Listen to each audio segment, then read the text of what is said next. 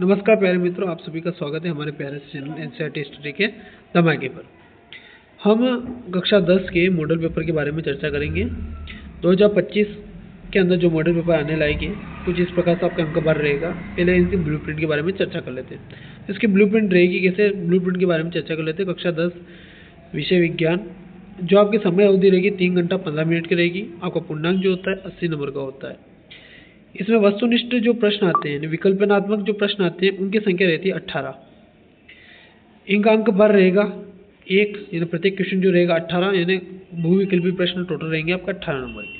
रिक्त स्थान टोटल आपके 6 आते हैं, वो भी 1-1 नंबर के होते हैं। अतिलघुरात्मक प्रश्न आपके टोटल 12 आएंगे, वो भी 1-1 नंबर के होंगे। इसके बाद लघुरात्मक जो प्रश्न है वो आपके 10 नंबर के होंगे, ये 2-2 नंबर के होते हैं। दीर्घ अतिलघुरात्मक प्रश्न होते हैं जो 4 होते हैं, ये 3 नंबर के आते हैं। और निबंधात्मक प्रश्न 3 आएंगे, एक क्वेश्चन जो रहेगा 4 नंबर का रहेगा। तो टोटल जो हम बात करेंगे कि टोटल जो क्वेश्चन की संख्या जो होगी 53 क्वेश्चन हो सकते हैं। इसमें अंक कुल होंगे आपके 80, पूरा पेपर जो होगा 80। इनको हम मिनट की बात करें तो आपका पूरा मिनट जो बच जाएगा 195 मिनट का आपका पूरा पेपर होता है। 195 मिनट आपके लिए बहुत समय उपयोगी है, इसको ध्यानपूर्वक आपको करना है। अब हम क्वेश्चन मॉडल पेपर नंबर 1 देखते हैं कि मॉडल पेपर किस प्रकार से अपने आते हैं। तो माध्यमिक शिक्षा बोर्ड जो है 2025 द्वारा एक नमूना पत्र अपने दिया गया है, वो विज्ञान का सोल्व करते हैं। तो इसमें सबसे पहला आपका क्वेश्चन आता है बहुविकल्पिक प्रश्न। इनकी संख्या 1 से 18 तक रहती है। यहाँ पे लिखा गया है निम्न प्रश्नों में से उत्तर सही विकल्प का चयन करना है, उत्तर पुस्तिका में लिखना है। तब आपको उत्तर पुस्तिका में लिखना कैसे, आपको एक टेबल ड्रॉ करनी है, उसके ऊपर आपको क्वेश्चन नंबर 1 लिख देना है। उसके अंदर रोमन संख्या में जितने भी क्वेश्चन उनको एक साथ लिख दें और उनके जो उत्तर आएंगे वो अपने को एक साथ लिखना है। नीचे दी गई, पहला क्वेश्चन है, नीचे दी गई अभिक्रियाओं के संबंध में कौन सा कथन असत्य हो सकता है। तो यहाँ पे लिखा लेड ऑक्साइड जो है कार्बन से अभिक्रिया करता है। लेड ऑक्साइड कार्बन से अभिक्रिया करता है और लेड और कार्बन डाइऑक्साइड में परिवर्तित हो जाता है। तो यहाँ पे पूछा है कि कौन सा अपचयित है, शीशा अपचयित हो रहा है, कार्बन डाइऑक्साइड उपचयित हो रहा है, कार्बन उपचयित हो रहा है कि लेड ऑक्साइड उपचयित हो रहा है। तो यहाँ आपका ऑप्शन जो है बी वाला सही रहेगा, जहाँ पे शीशा जो है अपचयित हो रहा है। शीशा जो है अपचयित हो रहा है क्योंकि यहाँ से ऑक्सीजन का ह्रास हो रहा है, ठीक। और इसके बाद आपके कार्बन जो है उपचयित हो रहा है, यानी यहाँ पे ऑक्सीजन की क्या हो रही है, वृद्धि हो रही है। क्या हो रही है, वृद्धि हो रही है। तो आपका ऑप्शन नंबर बी सही रहेगा। लोहे के फाइग्रेन को जंग से बचाने के लिए निम्न में से कौन सी विधि उपयुक्त है। यानी जो आपके फाइग्रेन जो होते हैं, लोहे के जो फाइग्रेन जंग होते हैं पॉपुलर वो होते हैं, किस प्रकार से हम उसको प्रोटेक्ट कर सकते हैं। ग्रीस लगाकर कर सकते हैं, पेंट लगाकर कर सकते हैं, जिंक की परत चढ़ाकर कर सकते हैं। तो ये चारों ऑप्शन अपने सही है। यानी ग्रीस लगाकर हम करेंगे तो ऑयल रहेगा, जिससे वायु के संपर्क क्या हो जाए, टूट जाएगा। पेंट भी कर सकते हैं यानी कलर करके। जिंक की परत चढ़ा के, जिंक की जो परत चढ़ाते हैं हम किसके द्वारा, इलेक्ट्रोप्लेटिंग यानी विद्युत लेपन के द्वारा चढ़ाते हैं। तो यहाँ पे आपका आंसर रहेगा उपयुक्त सभी। एथेन का आणविक सूत्र है, जो आपका एथेन का जो आणविक सूत्र है, सूत्र C2H6 है। इसमें अब ऑप्शन सुनना, 6 संयोजी कार्बन है, 7 सहसंयोजक कार्बन है, इसका है 8 सहसंयोजक कार्बन है, 9 सहसंयोजक कार्बन है।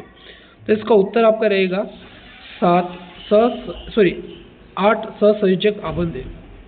कितने हैं, 7 सहसंयोजक आबंध होंगे। C2H22 कार्बन कार्बन के मध्य में एकल बंध रहेगा। इसके बाद जो जितने भी अपना हाइड्रोजन हाइड्रोजन के बीच में कितने रहेंगे, सिंगल बंध रहेंगे। तो टोटल आपके होंगे 7।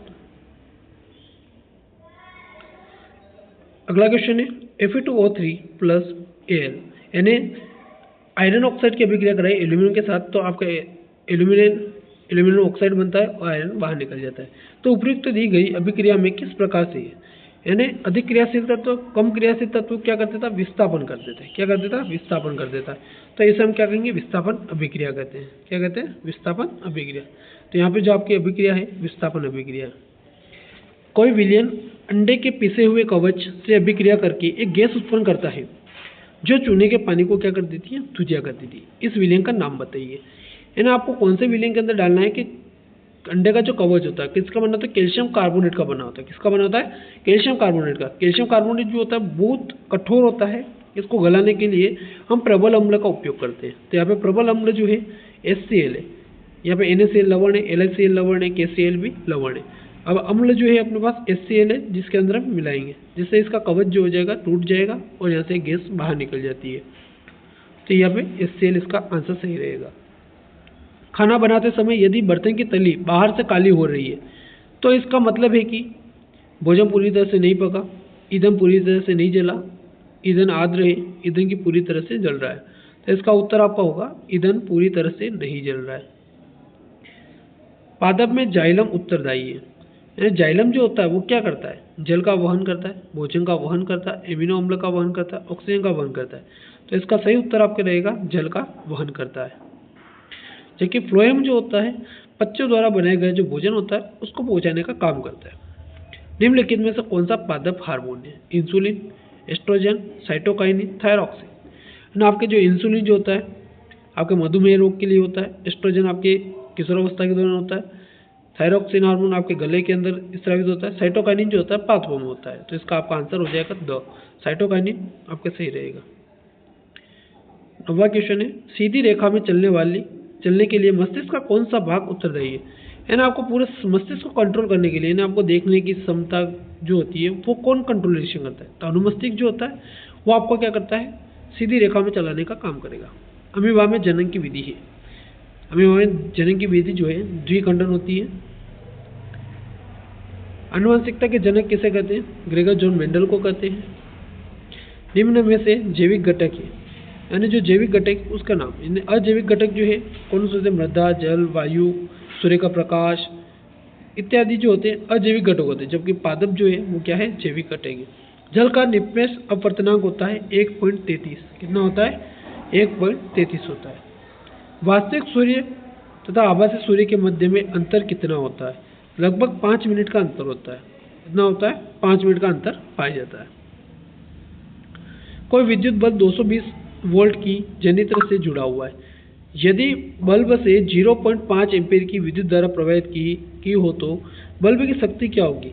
तो बल्ब की शक्ति का जो सूत्र होता है P=VI होता है। 220 का गुणा हम 0.5 से करेंगे। 220 वोल्ट का जो गुणा है हम किससे करेंगे? इससे करेंगे। तो आपका जो सूत्र होता है P=VI होता है। यहाँ पे P ऐसा कैसे रहेगा? V की जो वैल्यू आपके 220 से मल्टीप्लाई क्या है? 0.5। कितना है? 0.5। इसका हम गुणा करेंगे तो आपके जो आएगा आंसर आएगा 110 वाट आता है। कितना आता है? 110 वाट। 110 वाट आपके आंसर आता है।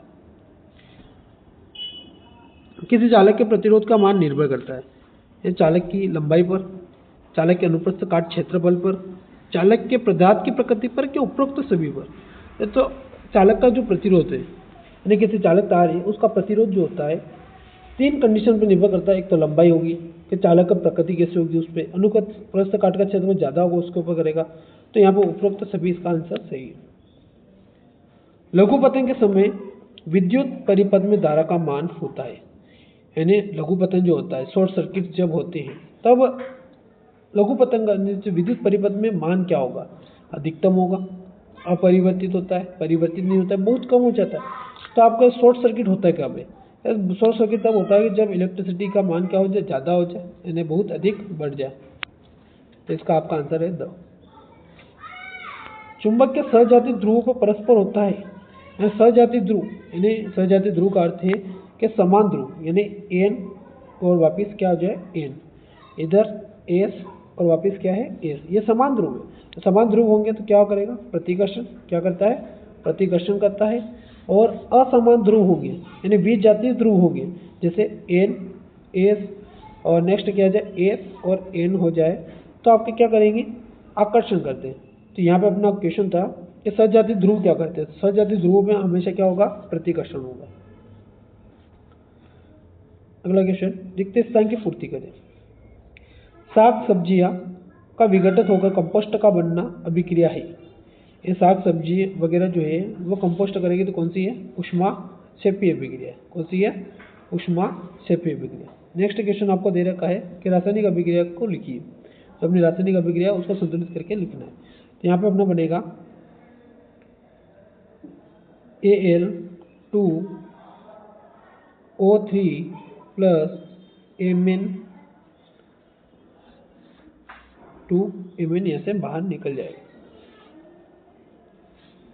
अगला क्वेश्चन, रिक्त स्थान तथा रिक्त स्थान मिलकर केंद्रीय तंत्रिका तंत्र का निर्माण करते हैं। यहाँ पे मस्तिष्क और मेरुरज्जु जो है आपके केंद्रीय तंत्रिका तंत्र का निर्माण करते हैं। ओजोन परत पर सूर्य से आने वाली जो सुरक्षा प्रदान करती है ना, ओजोन परत जो सूर्य से आने वाली किरण कौन सी होती है, उससे अल्ट्रावायलेट जो किरण होती है उससे सुरक्षा प्रदान करती है। 1 किलोवाट जूल बराबर होता है, 1 किलोवाट जो जूल होता है किसके बराबर होता है? 1 किलोवाट जूल जो होता है 3.6 इंटू 10 की पावर माइनस 19 कूलाम के बराबर होता है। पास लिपटे विद्युत रोधी तांबे के तार अनेक फेरों वाली बेलनाकार कुंडली को करते हैं परिनालिका। इसका आंसर हो जाएगा परिनालिका। आई होप कि आपको ये वीडियो पसंद आया होगा। हमारे और आगे पार्ट को देखने के लिए हमारे चैनल को लाइक एंड सब्सक्राइब करें। धन्यवाद।